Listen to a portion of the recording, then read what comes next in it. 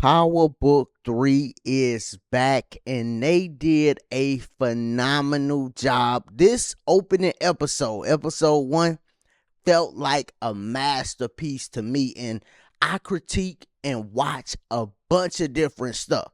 I know people, if you just watch the powers, you probably looked at this episode and said it wasn't enough action.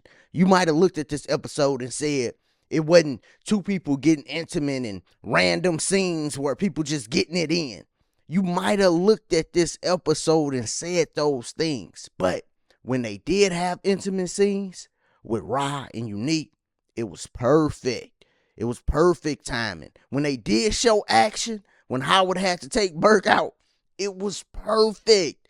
And they did a bunch of writing that led up to these things. Now they pick right up where they left off at. And you see the family is in turmoil. Uncle Lulu, he crying, he thinking about his chick. He not liking his sister. He going through it. Kanan, he going through it. He like, man, I don't mess with my mama at all. She been lying to me my whole life. And you know what? It was a point in this episode where I said, man, Kanan need to get over of it. But then as the episode kept going, I'm like, nah. He got a right to be mad, man. He can't trust his mama. And this is what he's finding out. Like, yeah, I cannot trust my mom. And him and Uncle Lulu gonna bond over that too. And they gonna bond even more when they find out about Unique. I'm gonna do another video on that. Then we had Uncle Marvin. He done got popped. He got the dude that was in the wheelchair driving him around. He's still handling business. I mean, even after he done got hit, I said, boy, this is a tough dude. You know, I feel like Uncle Marvin might not make it through the season, though. I'm going to break it down on another video. I don't want to do that on my review. But I feel like that basically because of how they writing his character. You know, he got a great relationship with his daughter and stuff. I'm going to go more in detail, though. But he was showing that he was super tough at the beginning of this episode. And he finds out a lot of information about Ra as him and Uncle Lulu have a meaningful conversation. It felt like everything this episode was meaningful. All of the conversations, even with Burke getting suspended and getting fired. And the whole time we knew Burke was going to get knocked off, right? Because she was just too impulsive. Like all of the cops, your boss, everybody at the hospital, you walk in and blame another cop for everything. Like in situations like this, you got to think things through. You cannot just be going off of your emotions thinking, oh, I got to get somebody. Like, no, that's going to get you got. And the crazy thing is, the ending scene, she was prepared. I'm like, Howard better be careful because she probably recorded him. And she was. I was thinking that as he was going to her car, I was thinking, man, he might should have her come to his car. But he went to her car. And it was actually smart that he went to her car. Because if both of them right-handed, it's easier for him to pull out and hit her from the passenger seat than it is for her to hit him.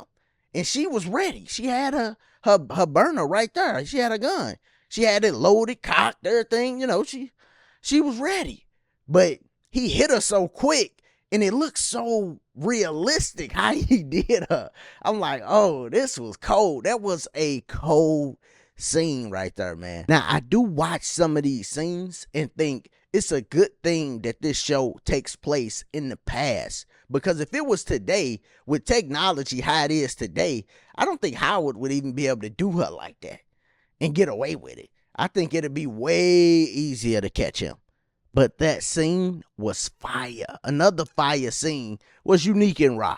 I mean, perfect timing when they got down. And I actually went back and watched the season finale from season 2. And I know when I did my review way back then, I know I said something about Unique and Ra interaction when they was like at the diner table. And Unique made a pass on her. And he just said little slick things in the past. But this time, when he made a pass on her, you could see on her face, she thought about what he was talking about. And then he saves her life. So he pops up. And he like, yo, what up? when she let him in that door, you see how she was dressed already. It's like, yeah, he about to get it in with her.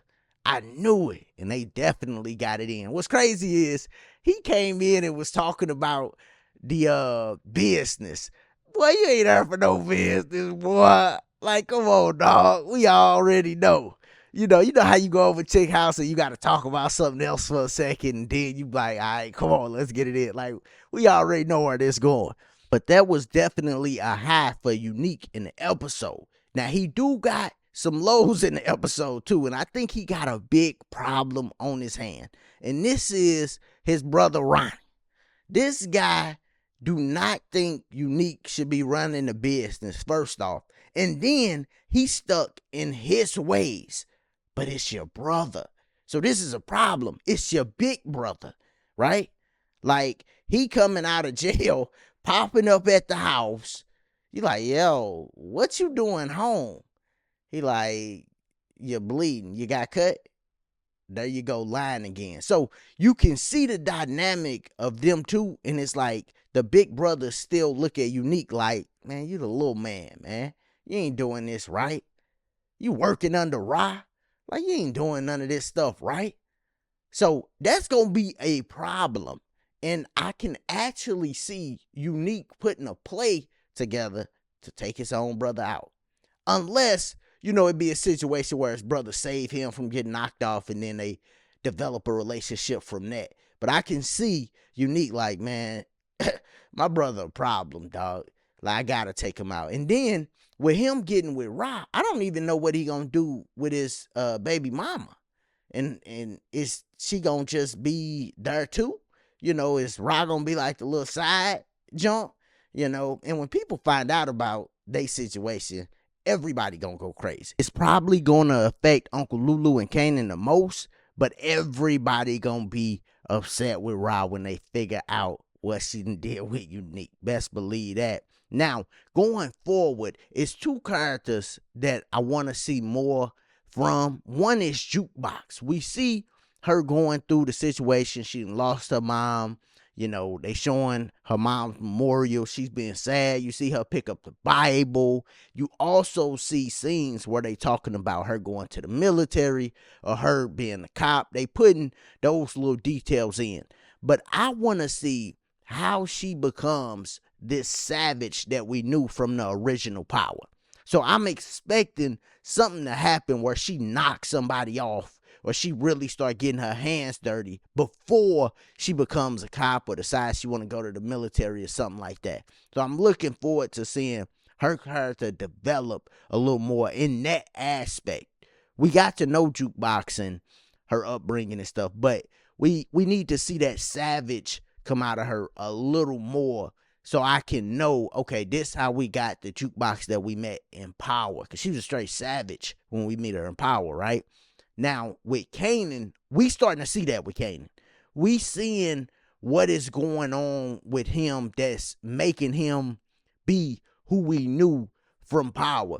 And he's stepping out on his own now. He want to hustle and do things without his mom. His mom talking about getting out of the game, which I don't believe that. I can't see it. Not at this point. Her actually being out of the game. And you got to think, she told Uncle Lulu he can't get out of the game. That's one of the reasons he mad at her. And now she's just up and trying to get out of the game, or saying she is. So I don't believe that. But they showing Kanan step out on his own, and he been doing a little dirty stuff the first 2 seasons. But we're going to see him develop more in that. And salute to the actor that's playing Kanan, because his voice right now in episode 1 of season 3 was like perfect for like a young 50. It always been good, but I think he done perfected it now. And I noticed it. Remember, I went back and watched some episodes from season 2.